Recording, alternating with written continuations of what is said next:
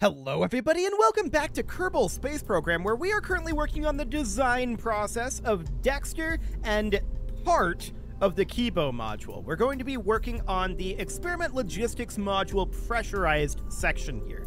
Now, I was looking at this particular location here, the specifications here, and I was noting the launch dates of these, right? So the pressurized module is going to be a thing. We're going to have to mount that correctly. The experiment logistics module pressurized section, of course, is launched first. And then the exposed facility is launched, I think, as one entire area. I think that the ELM exposed section is launched as part of the exposed facility. That is my interpretation on this. That may not actually be correct. I don't have verification on that. Let's see here. The exposed facility and the ELM external section arrived at the KSC on 24 September 2008. So yes, that is correct. I did interpret this correctly. Okay, so in that case, all we need to launch here is the ELM PS right here, as well as Dexter, of course. So we already have Dexter partially designed here. In fact, I think it's probably pretty close to done, to be honest. I think Dexter here is pretty much completed. So what I want to do here is I want to just secure this down a little bit. So we're going to strut it from there to there, and then from there to about here would do if that actually worked, but it didn't. So we'll go from there to there. Okay, that'll be fine. And then we'll go from here to about here, and then strut this from here to here, just to make sure that that's all going to stick together, right? Then I'm going to do one more set of struts from here to here, and then from here to here. Now, most of these struts, in fact, all of those that we just added, will have to be removed on orbit. This is just for stowing this thing. As far as how we're going to stow this, we'll get there. I'm not entirely certain yet. So I'm going to use an alligator hinge, not that size. I'm going to use an alligator hinge over here. And I'd like to mount that guy, like, right here, as we have before. Easiest way to do that is remove that from the bay. Slap it up here. I did not mean to grab the wing. Let's not do that, thanks. Alligator hinge. Grab this, slap it back into the bay. Just because the bay is a little awkward to work in. And we'll do something along the lines of that. Now, as far as how this thing needs to be attached, we need to think about that. So currently, we know that the connection, if we hop over here, this is going towards the station, right? So we know that this here is going to need a large docking port. And we do have a spare large docking port that we brought on for a replacement. So a large docking port will go here. Do we want this to be a large or a small docking port is the question we need to ask. And there's not one on this side. So I think that the way to do this, I prefer to have it grabbed, but that's not going to really be an option. Okay, so the way that we're going to have to do this is we're going to have to put in a, like, 1P4 here. And we just attach that guy here. Yep, about like that. And we'll just extend that out to be a little bit easier to work on. And then I'm going to grab a couple of small docking ports here. So we're going to have a docking port junior. And we'll put that there. And then a second docking port junior docked together like that. So that's the first part of this Kerbal structure. Now, I believe this will be about a 2.5 meter. And this pressurized structure to me, well, it is pressurized, right? So we could theoretically make this be like a hitchhiker storage container. That would be a couple of decent things there. It would have a ladder for us to grab onto. It would be the right size. It would not really be constructed of the correct material. This would not be, like, constructed of metal, right? We would be able to construct it of metal if we wanted to by having this be like a 2.5 meter 16 size fuel tank. That would do the trick here as well. But I don't think that that's ultimately what we want. Now, currently, this is going to be docking up or undocking from here. And I think we'll have to just remove this docking port on orbit. So that'll be fine once we get it attached in. I think from here, all we need to do is grab our adapters. So we're going to do an adapter here, like so. I kind of think metal works here, actually, surprisingly. So we'll do something kind of like that. And then I'm going to use a large docking port here. So we'll use this guy, right? And that'll just get slapped on right there like that. Okay, so that'll get docked on to the pressurized module, but for temporaries, we're probably just going to put it onto the Harmony module for right now. We know that the pressurized module is going to be the next flight. Now, in terms of this situation here, we might want to rotate this rotation servo. This is at a 22-degree angle. Okay, but we might want to rotate this to be around, like, minus 68 here. I don't know, that might be too wide. I'm not sure if that'll fit in, but now we need to work on stowing this away, right? I am going to have this be a hitchhiker storage container as the pressurized module up here. I think that'll be, utility-wise, that'll be fine. So the question then is this too wide? And I suspect the answer to that to be yes. But we'll just put this in at about 90 degrees, and we'll close this. Yeah, we can see this is sticking out here. So in that case, I suspect it'll be too wide the other direction as well. So if we were to rotate this back to being that 22-degree marker, how are we doing here? This is going to be sticking out this side, right? Indeed it is. So stowing this is going to be very interesting. Can we stow it at a steep angle like this? I mean, possibly we would have to extend this out to be about here or so. And we can see we're still sticking out with the Dexter over here. Okay. So that is definitely mildly awkward. This guy, of course, we can retract in and stow this the way we have, like, literally everything else like that. But the Dexter is going to be very interesting to stow here. We can have this angle be somewhere around here, in theory. That might fit. We're poking out here, though. So that would mean that this would have to be brought down a little bit. And now we're poking out here as well. Okay, so this angle is going to have to be something about like this. I want this guy to be down. Actually, let's set this to a 90-degree angle for right now. So this is the worst-case scenario, right? As far as this poking up. Let's close the cargo bay doors, and let's lower this down until the worst-case scenario is fully encapsulated. Hang on. Did that just work? Yes. Except that I think that the Dexter is poking into the hitchhiker storage container. Okay, let's get the hitchhiker storage container fully stowed here. And let's just toss in, it's like 1 or 2 struts. We don't need more than that.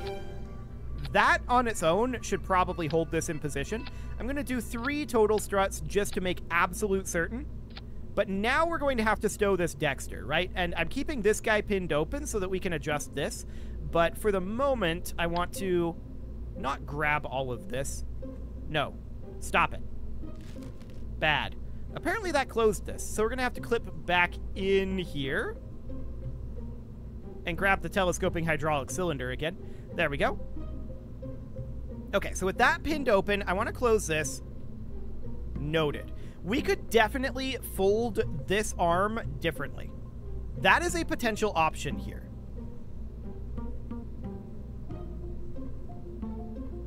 Indeed it is.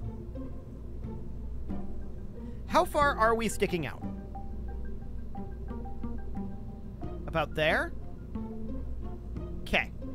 We've got quite a lot of room on this side, so we can extend this to here, right? And we're absolutely fine on this side. Now we're only sticking out on this side here, and it's not all that much even. So I'm going to unstrut this.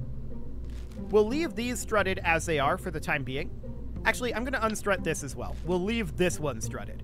And then from here, the idea would be that we rotate this guy over to be about 90 degrees. Like that. And how does that do? That's definitely better. At this point, what would happen if we rotated this guy to be 90 degrees like this? That would definitely stow away reasonably well, I would think. That's not even all that bad on the clipping. No, that works. Okay, so this is definitely a very full cargo bay. There's no doubt about that. we've got a lot of bits and pieces here. So we need to make sure that this is strutted together nicely. I'm going to strut this from here to here.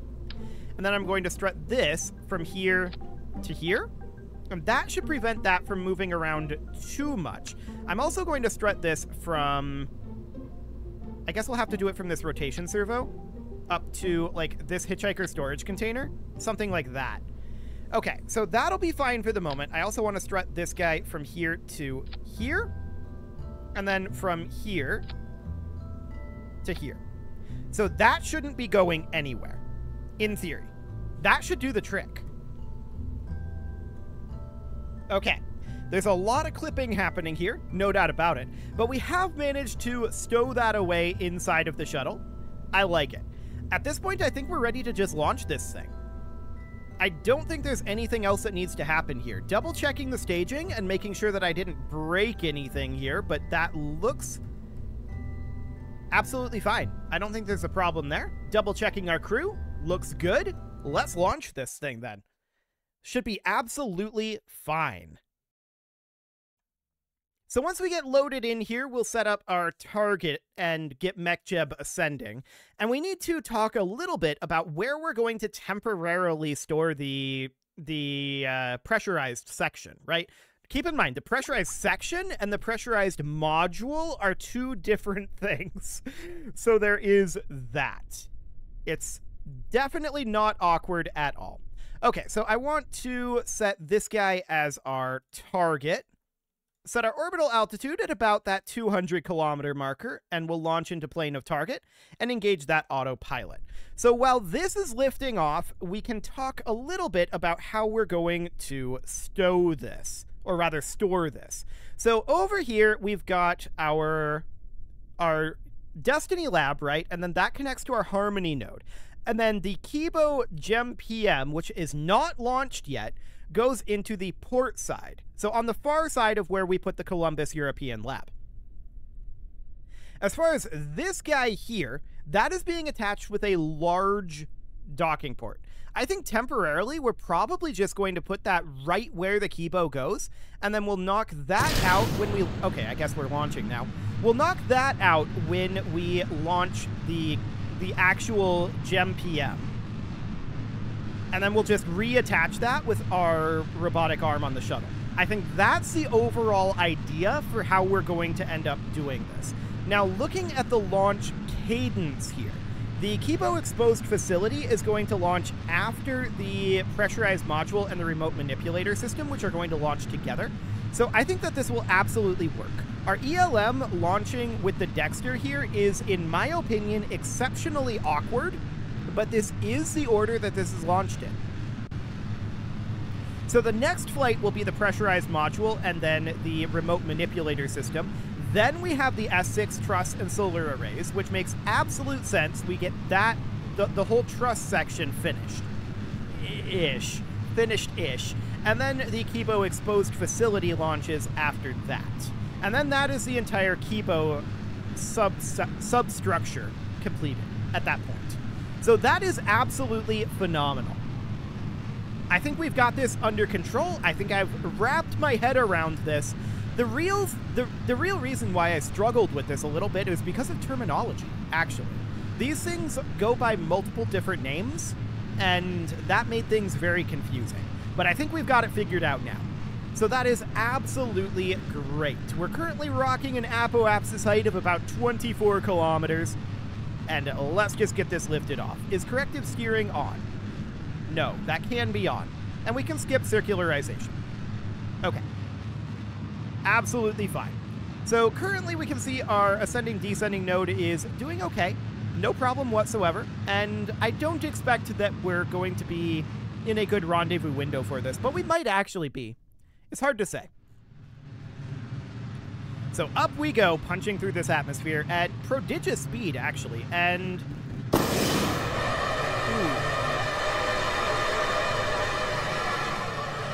That was a close one. I almost messed that up. In fact, arguably I did mess that up. But we do want to get this vector down to a gimbal limit of 33. There we go. And we need to be getting horizontal speed right now. We don't have that much, although we are getting primarily horizontal speed at this point. So that is all absolutely fine. But that was a delayed release of those SRBs there. I was definitely a little distracted on that one. But there was delayed release on those SRBs, and it ended up being okay. I don't know if that's a replicable thing, though. That ending up being okay was probably just lucky. But we'll see. For the time being, we are getting a lot of horizontal speed here, and we're not quite at an apoapsis height of 90 kilometers right now. You can see time to apoapsis is currently dropping, so we absolutely need more speed here. No doubt about that. Our orbital velocity is about 1.5 kilometers per second, and we definitely need to get that up to like 2.2, 2.3. Somewhere in there is orbital velocity. I forget which exact number it is, but it's somewhere around there. So we need additional horizontal speed. No doubt about that. But we've got this solid here. I like it. This is going to be a relatively complex operation, though. We know that we're going to have an extra docking port on the small docking port side, and that is, in fact, exactly the idea. We want to have an extra docking port on the small side because we know that we're going to want to mount the Dexter to the end of the Canadarm for right now. That is the current goal. That's where I'm planning on putting it. The Canadarm currently has a grabber on it. We're going to be removing that, putting a small docking port on it, and then docking the Dexter onto the Canadarm. That's the plan there.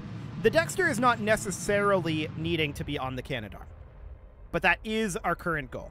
So let's see how we did on our inclination here. That's currently a 1 degree inclination. Okay, we can work with that. That'll be fine. We can physics warp our rotation on over here. And we've still got 1,100 meters per second in our big orange tank. So that's quite good, actually. Okay, MechJeb, let's get this circularized. Cool. That'll be about 9 minutes until our circularization burn. I don't think we need to do any sort of an inclination change or anything. We can just ditch our big orange tank along with its requisite roughly kilometer per second of fuel. This is a lot of fuel, to be clear. A whole lot of fuel. But this is why we want to ditch it, because of the offset mass. No doubt about that. This is good enough, MechJeb. You don't need to do any better. That'll do. So we can kill that rot, and we are going to ditch this tank and reconfigure it for orbital flight now. So, Bill, you can go ahead and EVA. We can head on over this direction. Ooh, we've got a lot of momentum here. Okay, there we go. We'll just grab on over here if I can remember how to fly. That tends to help. We'll just grab on and apparently minimize the game. Okay, I did not intend to do that. I wanted to hit this button. Phenomenal. We are going to then remove this strut. This strut. Sure, that'll do. This strut is not actually connected. This strut. And this strut. There we go. So with those all removed, we can now re-angle our engines. Perfect. And we'll restrut this back up. So we'll do one here. One here. I'd like to connect this from about, I guess here would do. Boy, this really doesn't want to go in here. I guess we'll do this internally. It really doesn't want to go in there. Okay. Odd. But now we'll do one over here. Should be fine. And finally, a strut over here. Sure, that'll do. So now we are reconfigured for spaceflight. We can make our way back in with Bill here. We're in an awkward angle at this moment. We're kind of gimbal locked here a bit, but should be fine. Let's try to make our way back in. Okay. I think I've got this under control. There we go. And let's hop in. Okay, next up, we're of course going to rendezvous with the station. So what would it look like if we did a burn sometime around here? That is not terrible, actually. Yeah, that's really non-terrible.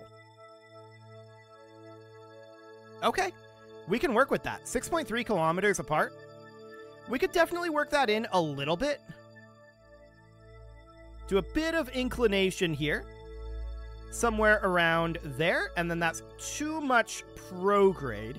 So a little bit of retrograde here, but honestly, we can just do corrections from here. That's way close enough. So let's head on over to the node. There we go. And let's warp.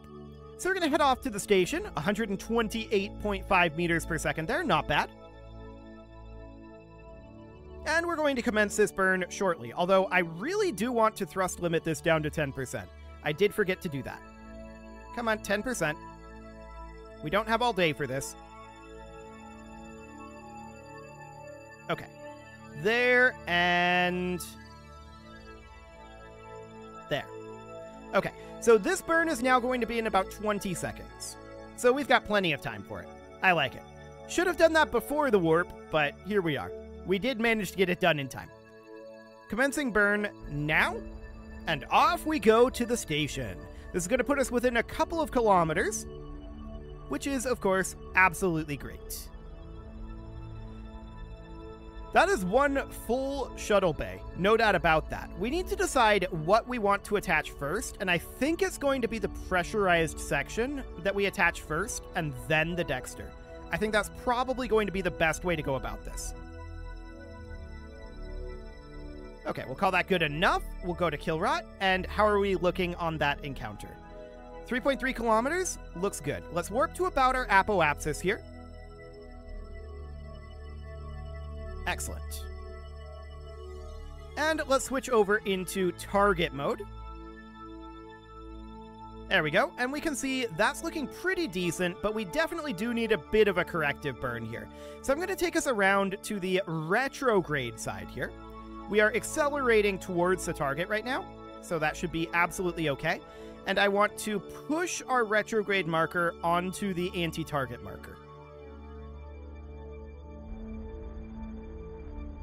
Something about like this. Adding some velocity out this direction should be reasonably fine. This isn't exactly perfect.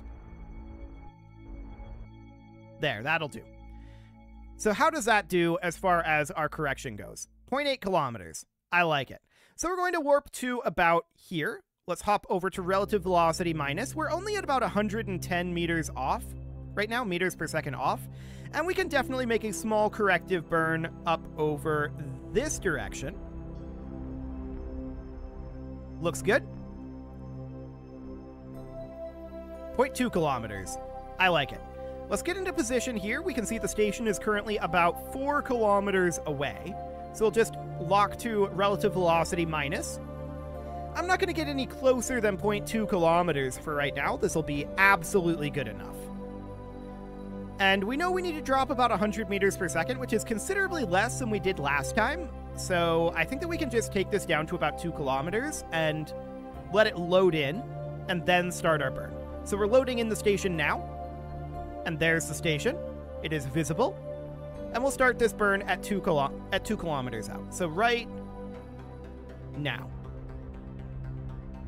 Commencing our braking burn. And the frame rate is currently abysmal. That is not shocking. Not shocking in the slightest. So we can see we're decelerating, I think, slightly faster than we need to. That's okay. We're going to take this down to about 20-ish meters per second for right now, and then we'll coast for a little bit. There we go. That'll do. So we can now coast in for a wee bit here. And just get a little bit closer to the station. Phenomenal. We're going to be bypassing the station pretty shortly here, but we're only going 20 meters per second. And we know that this needs to go on the port side here, right? So the exact opposite side of the Columbus European lab. Cool. Let's bring this down to a halt. Actually, about 7 meters per second for now. I want to continue heading this direction a little bit. We would like to be on this side of the station when we make our approach for docking this up. So that'll be okay. We're going to have to mount the Dexter. We're going to have to mount the pressurized section, although the pressurized section is absolutely going to be in a temporary position. So that is fine. And luckily, we're right at the end of the episode here, so that is very, very convenient. Let's bring this down to a full-on stop, and we can restart the game and load this up all together, and the frame rate will be substantially better. So that is phenomenal. Just bringing this to a halt, and that'll be the end of the episode for right now. Next episode, we're going to get these parts attached up. You can leave your offerings to the engagement gods in the form of likes, comments, subscribes, and bell ringings, and a very special thank you to all of the channel members for making this video possible, including ALS Gamer, Shadow Wolf, Andy McGar, Upper Cumberland Gamers, Nick Smarty, Dimitri H, Punching the Microphone, Soccerman12 UK, Kentogan, and all the rest. And of course, you. Thank you for watching. If you'd like to support the channel, you can click the join button down below the video, and as always, I will see you all next time.